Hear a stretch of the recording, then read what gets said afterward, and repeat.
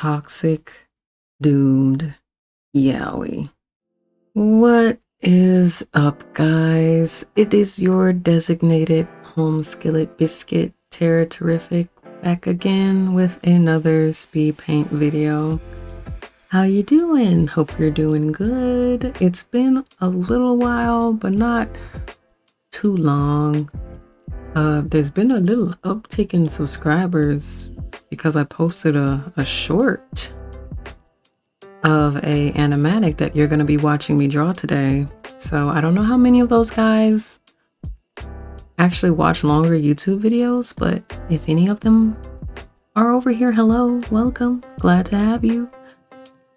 We just kind of draw and ramble about whatever here, and we're going to proceed to do that today. Only this time we're going back to we're going to get back into our normal routine, and we're going to do some OC rambling. I don't know if you noticed, but with the last, I think, 2 or so videos, we haven't really been focusing as much on the characters themselves. We've been more talking about other things because all my speed paints have just been Adam and Sasha, Adam and Sasha, Adam and Sasha, Adam and Sasha, and I can only talk about them so much, especially now, because in case you didn't know, I've launched their webcomic. It's called It Speaks in Your Voice. Naturally, I'm going to put a link to it in the description, and I'm not going to shut up about it. I'm going to be very annoying because the mistake I made with my previous webcomic, which was 23/4, is I was too shy about advertising it. I was always like too afraid of like annoying people, like, oh, I don't want to talk about the comic too much. I don't want to get on anybody's nerves, so I'll just quietly update it, and maybe when they get time, they'll look at it. And it is for that reason that when website who will not be named offered me a contract, I was super excited to take it because I thought finally I won't have to worry about marketing because they'll help. And I won't have to worry about that. And it's like, wrong-o. That's not how that works. We're not going to dampen the mood with discussions like that. That's just to say that I'm not going to shut up about this comic until I get tired of talking about it. If you don't like it, there's the door. Kick rocks. No shade, no hate, no animosity. Some people are only with you for a season, and that is totally understandable. So anyway, what are we drawing today? Well, we're drawing Adam, but we're also drawing another character that has not been featured on here before. Now, unfortunately, because, you know, they have a web comic now, it's called It Speaks in Your Voice. Again, link in the description. We're up to page 41 for patrons, and we're up to page 14 for everybody else. But anyway, it's going to be a little harder for me to like lore dump because I don't want to spoil things. So I'm going to try to say as much as I can without giving too much away because I want you to actually go read the daggum comic, okay? Maybe become a patron if you can afford it, but I know that it is scary times we living in, so I don't fault anybody for being like, nah, girl, I ain't got the money for that. Understandable, valid. But anyway, the new character you see that I'm drawing aside Adam is, his name is Leo. So we have Adam and Leo in this speed paint, and Leo is a interesting character because he is another one of Adam's. See, immediately I run into a problem. I've just been calling him Adam's ex-boyfriend, but if we're being real, that's kind of reaching because Adam starts pursuing Leo a little bit before Sasha comes in. So when Adam like starts making his move on Leo, Sasha It's after he accidentally frees Sasha. For context, again, since I know there's new people here who may or may not ever click on this video, but just in case, the whole plot of the comic is Adam. He's a ghost hunter, right? Amateur ghost hunter. He goes into this old church, accidentally frees a evil and violent demon. He runs away, he gets away, but the demon is now free on the loose. It's dragging people away and taking people out, and folks are going missing and no one knows what's going on. But anyway, Adam literally accidentally lets Sasha out, and then, oblivious to the plague he's unleashed upon the earth, goes on with his life. And one of the things he does after going on with his life, again, not realizing what he has done, is shoot his shot at Leo. That sounded wrong. Wait. Sorry, I lost my composure for a minute there. I'm back. My bad. Anyway, Leo is another guy who lives in town where Adam lives, and he works at a video store. Think like Blockbuster, but locally owned, so much smaller, not as big, not that much going on, not a chain, just like a locally owned video rental store. It Speaks in Your Voice is kind of set in like this weird time period that's like in between, like somewhere between the late 90s and like the early 2000s. So like when VHSs are still like a viable media option. Well, they're kind of coming back now. Well, DVDs are coming back, VHSs are coming back. But anyway, this is like, think of that era like right before DVDs started coming out, but also not exactly, because I can't be bothered to do heavy research on what was and wasn't a thing in that time period, because I literally don't care. I just want to draw boys kissing. Okay, that's not the point. And I know no matter how much research I do, inevitably there's gonna be like a history buff dude bro, chick sis, I don't know. Actually, this didn't exist until mid 2000s. This didn't exist until like 2000s. This is what is it? Anachronistic. Excuse me. And it's like, I really don't care. Like I said, we're just here for the yaoi, bro. We're just here for the BL. All right, let's stay on task. Anyway, Leo works at this video store, locally owned. It's run by his dad, but normally he's the one who's like, you know, at the front counter, you know, answering the phones, actually running the store. And Adam has had a crush on this dude for a hot minute. And he gathers up the nerve to like ask him out later.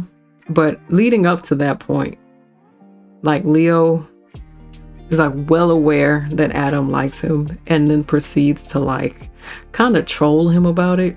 Not like, ha, you like me so bad. Not like that. I mean, just like he'll intentionally like do things that he knows will like get Adam all like flustered or like disoriented,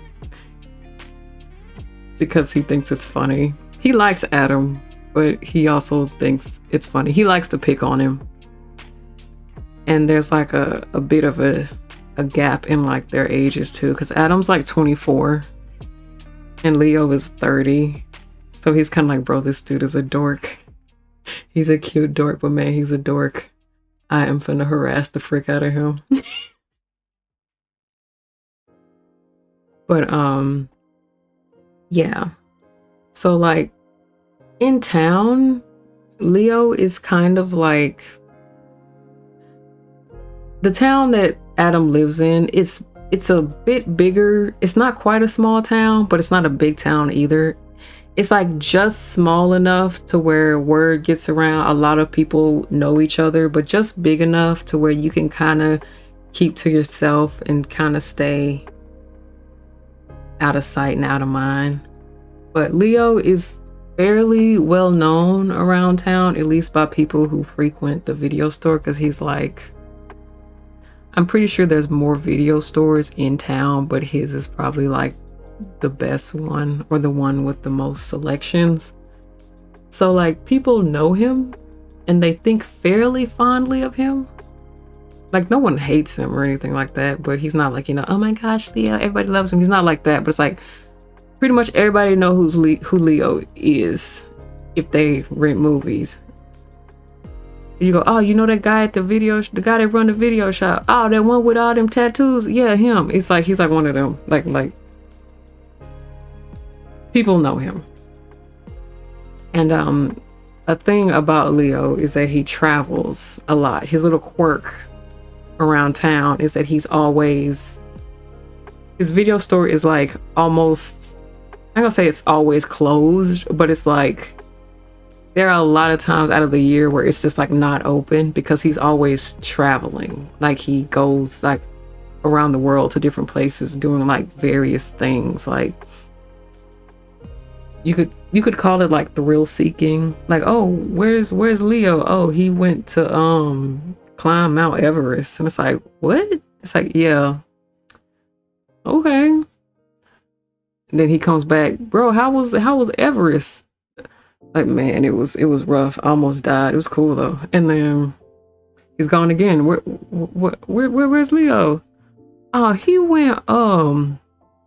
went cave diving in the Bahamas. And it's like under the water? It's like, yeah.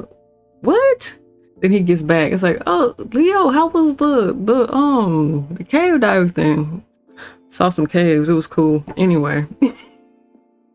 And like another thing around town is like people are like, okay, he works at a video shop.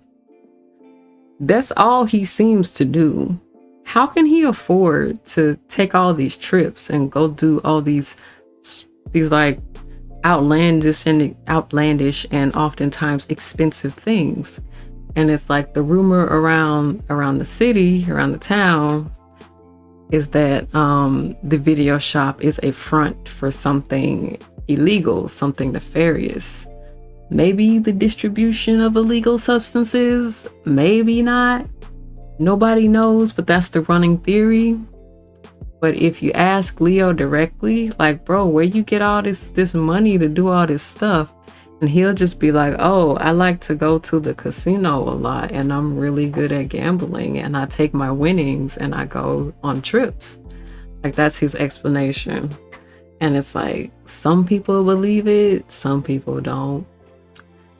But yeah, Adam thinks he's the coolest thing since sliced bread, because Adam also has that like desire to like thrill seek. He likes to go out and do things that are odd or dangerous or, you know, exciting, but he's broke, so all he can do is like explore abandoned buildings and houses looking for ghosts.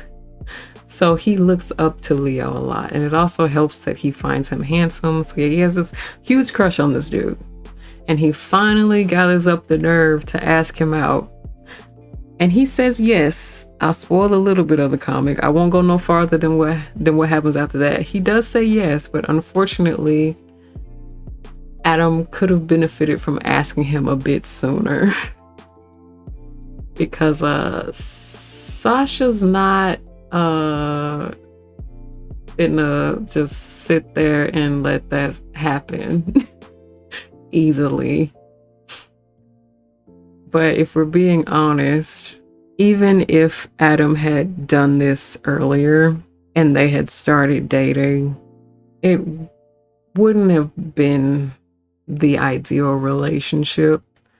Because Adam, full disclosure, has dated a lot of guys, many of whom aren't relevant to the story, so they won't really be mentioned. But there are a handful that we do discuss that do appear in the comic in some way, shape, or form, like his first ever boyfriend, Cody. And then there's also David, which is one he had just broken up with like a year ago. I'm gonna say just broken up with. He had broken up with like a year ago before deciding to ask Leo out. And Adam, unfortunately, is not the best at choosing potential partners. So, Cody, he wasn't a red flag. Adam was actually more of the red flag in that situation. Actually, no. I wouldn't say either of them were red flags. I would say that they were both just really young and in unfortunate positions, with one having parents that didn't mind them being together and the other having parents that were the polar opposite, and the stress that caused, putting tension on the relationship that would ultimately lead to it ending in a very rough and unpleasant way, that would go on to affect Adam psychologically, that would lead to him actively pursuing, unintentionally, but actively pursuing these doomed from the start relationships, unfortunately, or just being extremely vulnerable to people who would approach him romantically, but with ulterior motives in the back of their mind, a la David, because David is one that shows up and was a red flag, basically using money to get Adam to take the relationship farther than he ever would have otherwise. But yeah, when it comes to like boyfriends, I would describe Leo as being worse than Cody, but better than David. So not the exploitative manipulator that David was, but not the cinnamon roll who was just stupid and a victim of circumstances like Cody was. Leo is, if I could describe his problem, is that Leo he doesn't really take things seriously. It's the best way I could describe it. He's emotionally neglectful. There you go. Everything is a joke. He doesn't really pay extra attention to anyone's feelings aside from his own, and he just comes off as just like a jerk, just a butthead, just insensitive and rude and just kind of a butt. And Adam, though outwardly he's outgoing and silly and acts like nothing bothers him, he's actually extremely susceptible, extremely vulnerable to emotional neglect. Like, he doesn't handle that very well, like at all. So even if Adam and Leo were together at length, they would inevitably break up, I would imagine, because Adam would be doing like 99% of the heavy lifting in the relationship. The same way he's the one who had to press the start button on them even like going on their first date, even though Leo knew full well that Adam liked him and he liked him back. He's like, I'm not asking him out. What I look like? He can come to me if he wants me. And then of course that's what Adam does. But it would be a lot of that, but with everything. Oh, you want to do this? Well, you're gonna have to make it happen. Oh, you want this to happen? You want this to go? Well, you're gonna have to start it yourself. You're gonna have to do everything first. You're gonna have to do all the heavy lifting in this relationship. I'm just gonna hang out. Like Leo and all his trips. Would Leo pay for Adam to go on those trips with him? No. He'd be like, hey, I'm going to freaking, I don't know, Zanzibar. Where the heck is Zanzibar? He'd be like, I'm going to Zanzibar. You want to go? Plane tickets are like $2,000. I'm gonna leave next week. You good? And then Adam would be like, I don't have $2,000. Oh, well, that's cool. I'll see you when I get back. That type of gent. And it's like, I don't imagine that would work out very well for very long. But I do love Leo, unfortunately. He's just a butt. You know, who doesn't love a good character that's just like a jerk? Like, you'd hate him in real life, but as a fictional character, it's like, yeah, I like him. I wouldn't touch him with a 9.5-foot pole IRL, but fictionally, absolutely, he's lovely. an absolute peach, a little rotten peach with a little worm inside. We love to see it.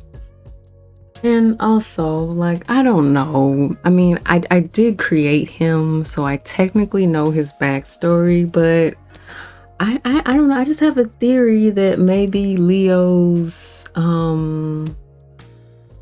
his behavior is tied to his own internal issues that he needs to work out. Like maybe he travels so much because he's running from something on the inside, or he needs his own constant distractions.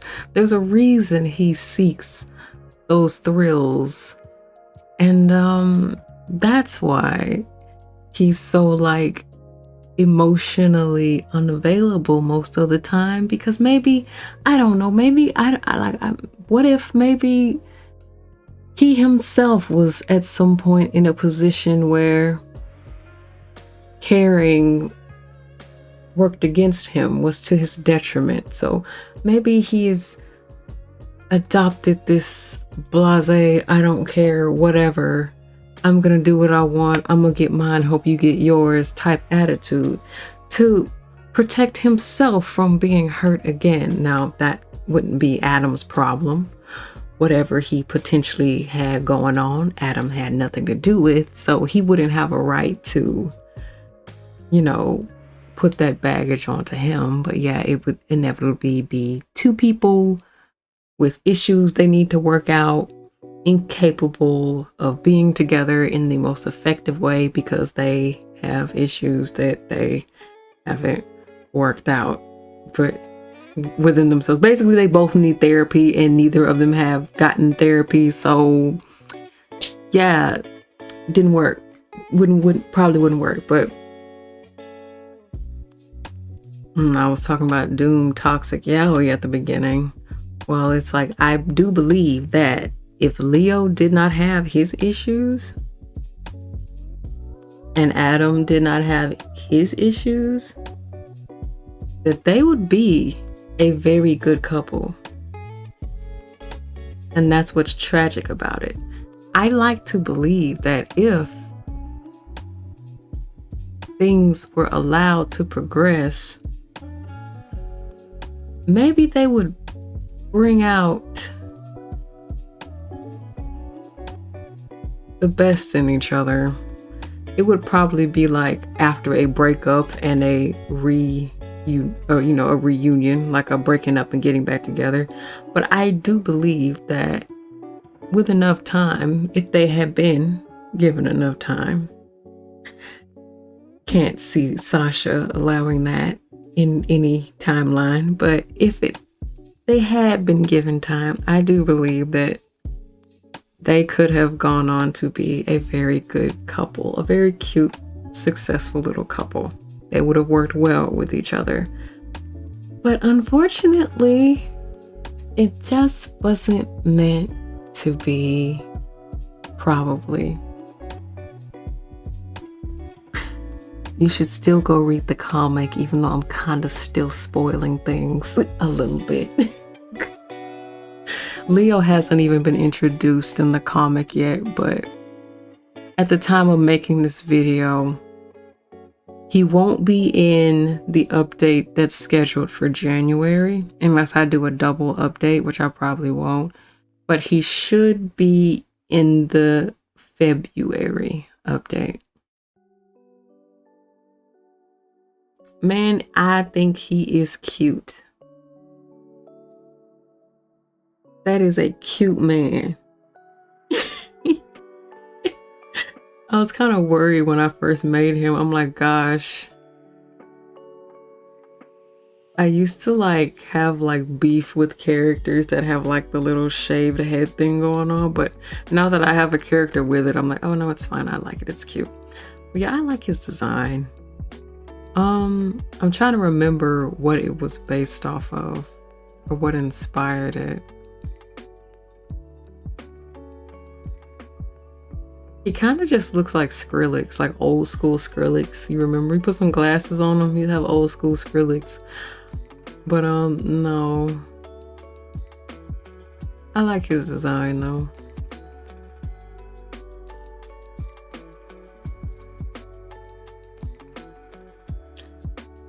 And the reason I chose like this animatic, or the sound that I chose, is because it fit, I thought, him and Adam's like dynamic, where Adam's like, because you know the sound is like, it costs $0 to be an a-hole, and then the other guy's like, okay, well, how much does it cost to be an a-hole?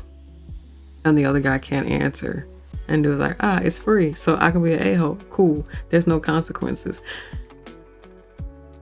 And when I posted that, everywhere I have posted that reel, people have commented like, it does cost to be an a-hole. It can cost you your friends, it can cost you your family, it can get you beat up, it can get you killed. Like, all the comments where people try to argue with like the actual sound, it's always like, being an a-hole costs, it does cost.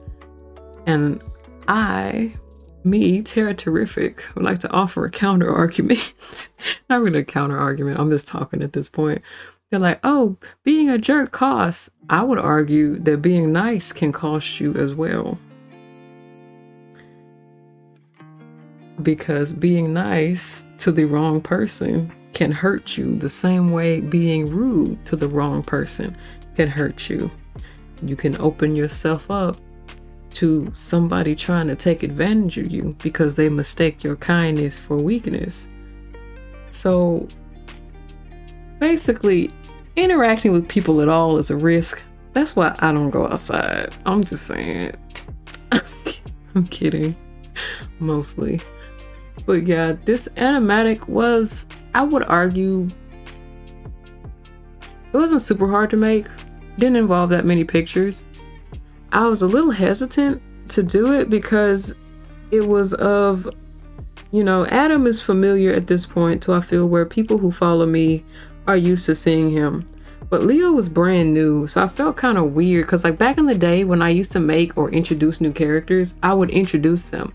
I'd post like a picture announcing their existence, and then I would go ahead with making actual content of the character doing things or being an OC or whatever. But with lately, it's just been, I don't got time. We're just gonna do it. You want to ride? Hop in. We're not slowing down. Just jump in the back. We can't stop. Okay, if we stop, we run the risk of quitting and going to do something else. So when an idea hits, we just gotta roll with it and we just gotta go. Okay, get in the car, sis. We can't wait on you. I'm not stopping. Just get a good running start and jump in. We just gotta go.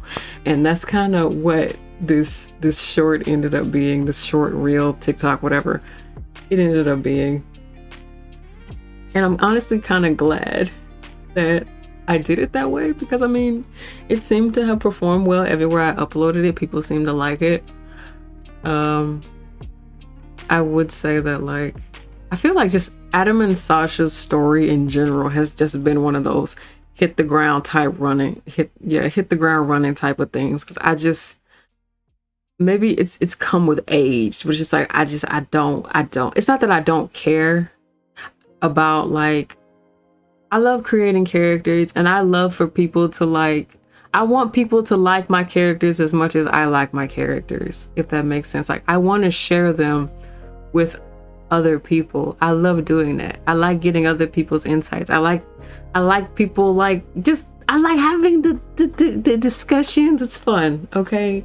So, but I used to really, really go out of my way to try to make it, to be extra careful, to make sure that everybody could be on the same page at the same time. Like, this is so-and-so. This is so-and-so. They go here and they do this. Here is a picture explaining it. Here's a paragraph of information.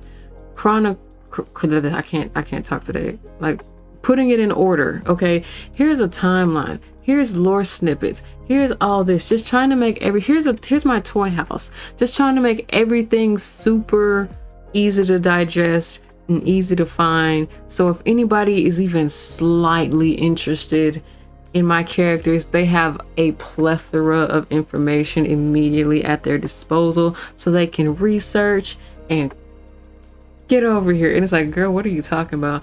People who have OCs understand this, okay? who have OCs that they like to write for. You understand it. You want to build a community around your characters. Why? We don't know. We just do it. Okay, it's fun. But I found that as I've gotten older, my patience for that has just kind of gone with the wind, as has the social media platforms that would allow for that type of content to thrive and prosper.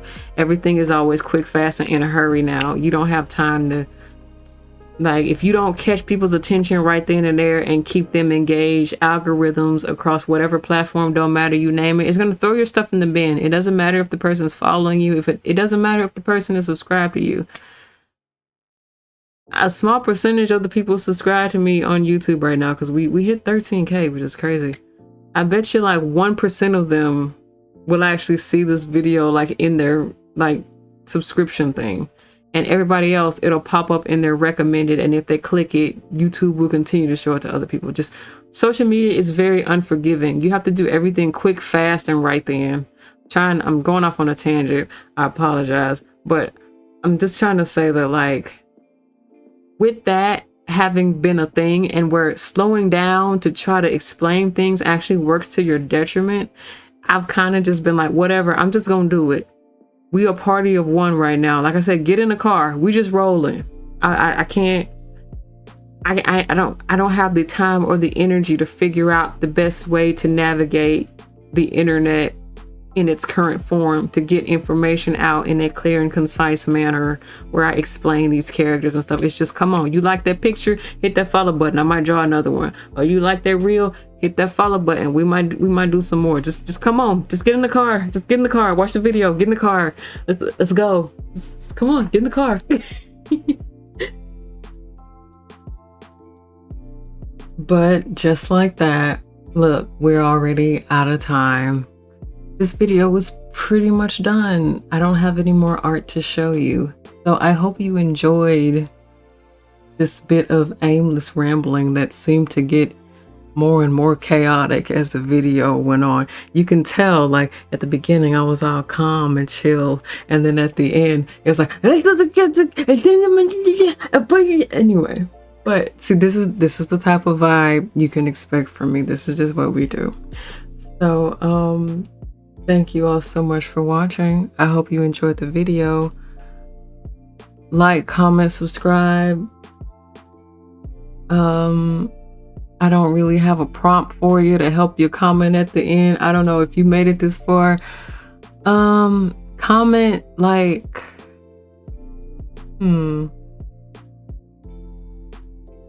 I think of a word. Type pizza rolls in the comments if you made it this far. Let's confuse some people. Just be like, pizza rolls, because Adam likes pizza rolls. So they could be like, pizza rolls. Yeah, I bet. Okay. I hate when people date their videos, but I'm gonna go on and say that hope y'all have a wonderful holiday season, regardless of what you celebrate or don't. I hope you have a nice, pleasant end of the year and all that too. If I don't be back with another video before the year ends, which I'm pretty sure I won't. I'm fighting to get this one out. But yeah, links to everything are in the description. I'm gonna try to put my patrons in the corner. And that's really all I got. So see y'all next time. Bye bye.